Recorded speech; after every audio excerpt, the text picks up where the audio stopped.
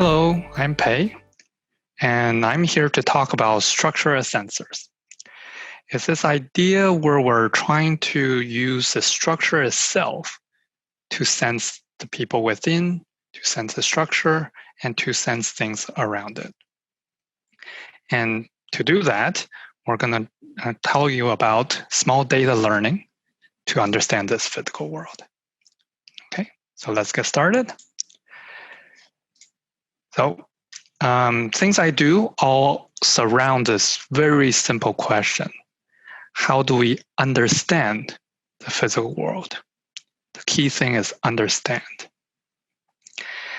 And to do that, prior works, including our works, has focused a lot on these kind of large-scale sensing applications. And because of these works, the large-scale sensing applications really have grown from things like tracking wild animals, traffic congestion, different air pollution applications, to smart buildings, smart retail, and smart medicine, smart whatever, right? So what do these things do, though? Basically, all these work tend to focus on putting sensors on things. Either mobile sensors or static sensors, you slap a sensor on there. Put the things on the human or the car, you call that a mobile sensor, you sense the environment everywhere, or sense the people.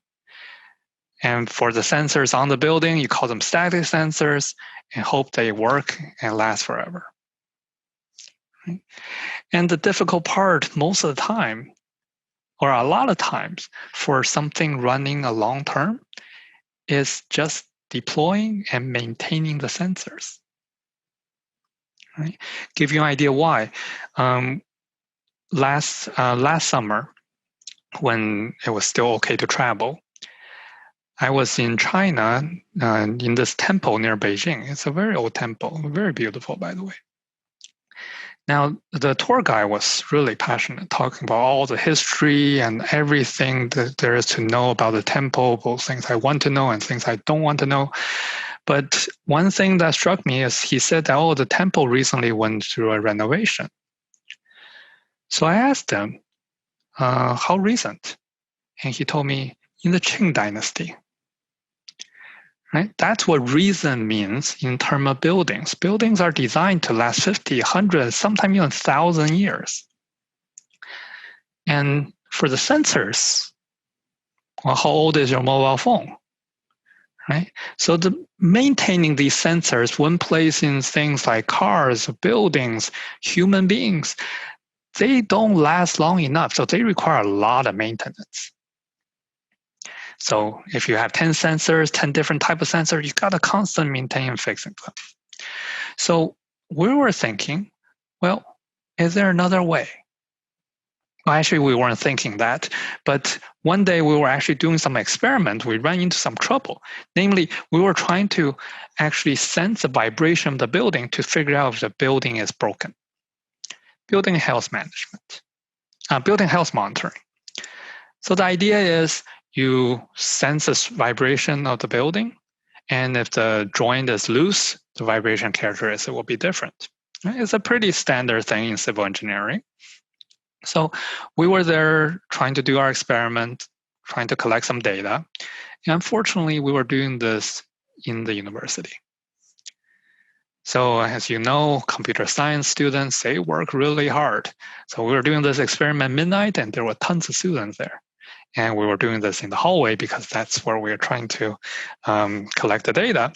And the students would come out of their office, walk by our hallway, and go into the bathroom down the hallway. And we just had to stop because that's noise to us. So one time this guy came out of the office and went into the bathroom, and we stopped the experiment. And my student was just, she had the data collection on, so she was just looking at the data, and she's like, he didn't wash his hands. I'm like, what? That's a guy's bathroom. You're a woman. How did you know? And she said, well, look at this data. You have footstep, footstep, footstep, door open, door close, footstep, footstep, flushing, footstep, footstep, footstep, door opened. The vibration of the water, you never see that signal here. And that got us thinking, that's interesting. Maybe we can just use a floor vibration to sense different things that happens. And if you think about it, it is what's happening. No matter what activity you have around the building or inside the building, each of these activity is creating these tiny little vibrations, like tiny little earthquakes. And that propagates throughout the building. And if we can sense these vibrations, we can use the building itself as a physical element of the sensor, and thus reduce the sensing requirement or the number of sensors, and thus the maintenance of that sensor system. Of course, that doesn't come without its challenges, because everything produces a vibration here. Everything except you care about is noise, right? So there's going to be a lot more variability, a lot more noise, a lot more activity, right? So how did we do this? Well, we actually came up with a three-pronged approach. Namely, we collect the data using this thing we call optimized sensing. So the hardware adaptation, we can optimally capture the signal that we care about. And because we also can't collect that much data, we try to reduce the data requirement by integrating physical models to offset the data needs. Because, well, we have hundreds of years of physical modeling for this building for concrete. Oh my gosh, there's people studying concrete. But those models, they exist already. So why don't we just utilize it and incorporate it to reduce data needs? And three, because we have different application, different deployments, can we adapt the data from one deployment to another? And because we actually understand the physical differences here, we can adapt them and understand how it's being adopted and make the adaptation easier. Of course, then all of these can feed into something we call hybrid learning, and then can spit out instructions to the sensing hardware to improve the learning. Okay, so to give you an idea, first we got to capture the signal. So I'll just briefly tell you a little bit about our sensing approach. Basically, throughout the year, we build multiple versions of the hardware, from the very basic red box there, all the way to the right, much more professional looking system. But basically, all these things do is they collect one of these signals. So here, horizontal is time, and vertical is the vibration that's collected.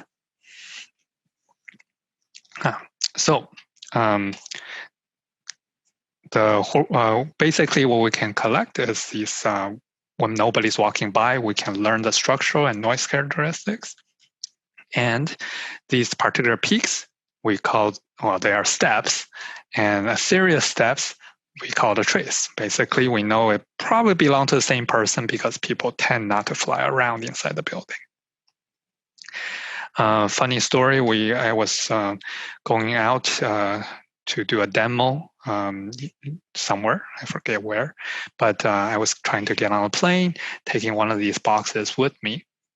And I told the students, write me some instructions about these boxes, and we should come up with a name for them. And they came up with a building occupant monitoring box, or BOM. And the instructions they hand me right before I boarded the airplane, went to the airport, was that how to set up the BOM, how to engage a BOM, how to run the BOM. Fortunately, I was not searched, but I always wonder how these students look at me. Fun bunch of kids. But anyways, so that's about the hardware we have. And that hardware collects data, and we have a lot of data. But sometimes it's not enough. So we still have to adopt the data from one model to another model. I'm going to skip number 2 due to time constraint today. But let me just talk about adaptation a little bit. But first, why do we need to do that? Well, if we have a sensor in a building, we collect a footstep, like you've seen before. And detecting a footstep versus non-footstep, we can get 99% accuracy. It's a very straightforward classification problem. Footsteps are pretty consistent. So why do we need adaptation? Well, one thing is that we didn't think we needed it, so we tested it in our CMU building, and then we move on to our elder care home, and all of a sudden our detection accuracy went from 99% down to 63%. What happened was, well, we had a concrete floor building, and we move on to a metal building. As you can expect, each of these buildings have very different vibration characteristics. Namely, they're structure dependent. And from the transfer equation, you can see the same thing. The vibration frequency response that we want here, Y, is a combination of the structural effect and the steps, the excitation effect. That makes trouble. That means we need to calibrate, train, and label data in every single building we do, because every single building is different. So the question then is, how do we reduce amount of label training data needed? Because we're lazy, right? We want to do things simply. Our solution is structural informed model transfer. Basically, we have some source structure where we do have the label data. Can we do a model transfer to the target structure without label data so we can use these existing labels? Basically, our idea is this. We have group A, group B, footstep or non-footstep, and the difference we call the excitation effect. And these things fit in a blob, and that blob we call the source structure data. And the target structure is going to be another blob, right? And the difference, we call this the structural effect. So our task then is to find this projection matrix that will project these two blobs from this one space to another space where these two blobs overlap with very low structural effects. Okay. So simple enough. Basically, we use the transfer function from before, and then we put it into the form of transductive component analysis. Basically, what we're trying to do now, we can actually explain this now because it's a physical equation. And basically, what we're trying to do is minimize the structural effect, finding a W that does that, while having this regularization term so we're somewhat robust to the noise. And of course, we have this preserve the distribution shape so we don't have something like trivial results. And then make sure the label information is still separable. Okay, so this some of you may see as familiar, but one interesting thing is because it is a standard transfer equation here, but one nice thing is now we're actually using the physical equations. We actually can explain how we're doing the transfer, and we can actually help with the transfer a bit from these physical equations.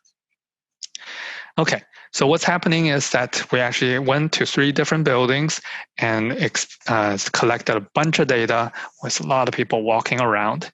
And then we 3 buildings in CMU Porter Hall, which is a non-carpeted concrete slab on grade building. Vincentia Nursing Home, which is a carpeted metal deck floor. And the Baptist Nursing Home, which is a carpeted wooden floor. And here's the results. Okay, for each group of bars, what you see is Baptist. That means I use the other 2 buildings as a label data and pretend I don't have any label from the Baptist. Porter, pretend I don't have anything Porter and use the other 2. And same thing for Vincentia. On the vertical, you see the F1 score. That's the higher is better. 1 is best. And The red is a technique, the time domain, frequency domain without transfer, and the green is a frequency domain with transfer. So as you can see, our approach, which is green, gives us up to 99% accuracy in some cases, and it's up to 29x reduction in the errors. Right? So that's pretty exciting, but we don't really need to tell footstep versus non-footsteps. It's kind of trivial. So what can we use it for? Well, let me give you an example. We want to identify people. Well, it's not too surprising. When I was a kid at home pretending to do homework, I can tell whether my mom or my dad come up the stairs. And some cases I will have to pretend I'm doing homework. Some cases I can pretend to continue watching TV, right? So it's not too surprising that we can tell the difference. But here we're trying to tell from floor vibration. And on the left, you have Carlos, one of my PhD students. On the right, you have Ningning. And if you look at the way they walk, their center of gravity is quite different, right? Ningning being the master student, life is good, already found a job, classes are easy, very relaxed. And you can see her center of gravity is very far back. Carlos, on the other hand, PhD student, very stressed, gotta publish, gotta go to conferences, gotta give talks, gotta TA a class, all these things. You see his really going forward, center of gravity is much more forward. Right? And that changes the way their foot hit the floor as well. Carlos, much shallower, Ningning, much bigger angle. So if we look at the signal they produce, top one is Carlos, bottom one Ningning now. The figures in the middle are the time domain signal of one footstep. And on the right is the same footstep, but in the frequency domain. What you see is from the time domain signal, you can clearly see in the middle, bottom middle, Ningning, because her footstep hits very big angle there, you can see a big peak when the heel hit the ground and much more small peak when the front foot hit the ground. But Carlos, because his weight is much forward, you see the back and the front hits, the peaks are much more similar. And that changes the signal degrade time as well as frequency peaks. Okay, so clearly we can tell the difference between two different people walking. But just for some sanity check, here is 3 example footstep and Ningning, and they're relatively stable. I mean, when you walk around, you don't constantly changing your posture, right? In fact, actually, an anecdote from a Navy guy that was stationed in Germany, I believe West Germany or East Germany way back then. They were trying to identify spies. In fact, the Russians were identifying US spies. And they were confused. Why are they always able to identify us? They found out that actually they were trying to identify people by the way they walk. Right? I'm sure you can see from very far away some different people walk. You can tell who they are. Actually, to change the way they walk, it's so ingrained in them. To change it, they actually had to put nails underneath the shoe to go to the top of the shoe, so it hit their foot. That's a way they can actually start changing their gait patterns. So this is actually fairly stable. And no surprise, we actually did 10 different traces with 10 different people. And just using simple SVM, we're actually able to get up to 99% accuracy. So in this figure, the horizontal is number of traces we use for training. And on the vertical is percent accuracy. And the blue is each single footstep we make a decision. And that's 90% accurate. And the red is with a whole trace we make a decision. And that's up to 99% accuracy. Okay, so that's identification. right? And of course, that's not the only thing we do. Due to time constraint, I'm not going to go into details about anything. I'm just going to tell you what we do. We can talk later if you guys want, and I can point you to some papers.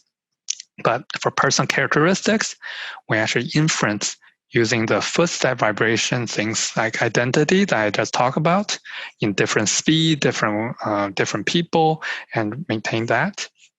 The balance, basically left foot and right foot ground reaction force. The muscular include also diagnosing, trying to not diagnosing, measuring the speed of degradation for children with muscular dystrophy, and also speed of degradation of people with dementia and things like that. Location, we actually do multi-walker source separation to do multi-walker localization now, but basically a lot of work in that.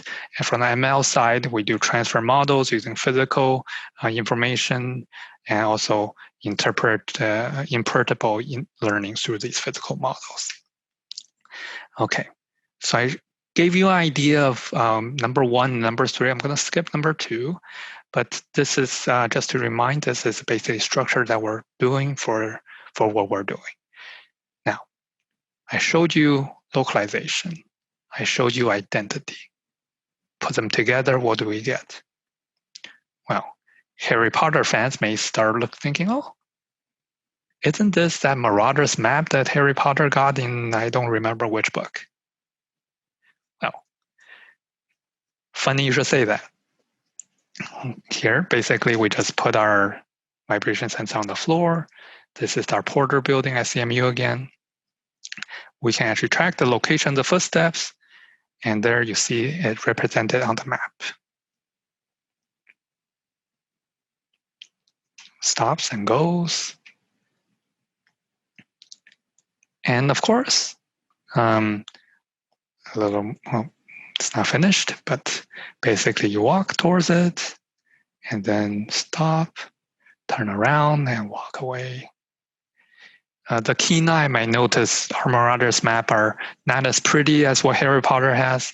Namely, right now the foot doesn't turn. We thought we were too lazy to make it work. But you can see the footstep roughly gets tracked in this scenario. Okay, so why is this important? Well, we actually deployed this in an elder care home, 2 elder care homes, the Vincentian home and the Baptist homes. Here you see the picture of our experiment test subjects, our collaborators, if you will. So we put these things on the side of the hallway, and we're trying to get things, well, we're aiming for walk balance and activity monitoring. Different activity, as I mentioned before, have different vibration patterns. So we have a paper that shows that we can track different type of activity. We have another paper that shows we can actually detect the foot balance. And because a person's walking ability and balance correlate with the risk of fall, we can actually then do fall prediction for these elderly. Especially for them, it degrades much quicker than for someone who doesn't have trouble walking. And of course, because our sensors now are so sensitive, we can actually put them on the floor next to their bed and monitor their breathing patterns and, of course, heartbeat as well while they're asleep. And so there's a lot of deployment going on. And of course, those are not the only things. Applying the same techniques about physical model learning, we actually do animal tracking, do drones to try to track wildfires, and of course, pollution sensing using taxis. For the building as a sensor, we actually put the same sensors in pig pens to monitor the activity and health status of the pigs. Humans or pigs are very similar. A lot of times. I probably shouldn't say that this is recorded. But anyways, we also put it in the elder care homes, as mentioned before, and the children hospital to track children's health. Similarly, we also put it in these autonomous shopping centers that we have our work is on, collaboration with IFI, where we actually track customer behavior. We're aiming to do that. So from the research domain, we have research competitions, data open to the research community. So we have a bunch of data if you guys are interested. And also our work has some pretty significant impact. ZebraNet was the first mobile sensor network, and the autonomous retail store are now in 5 different countries. We have 600 million pollution data collected and 500 kilometer taxi traces. This is also from the this is a work collaboration with Tsinghua University.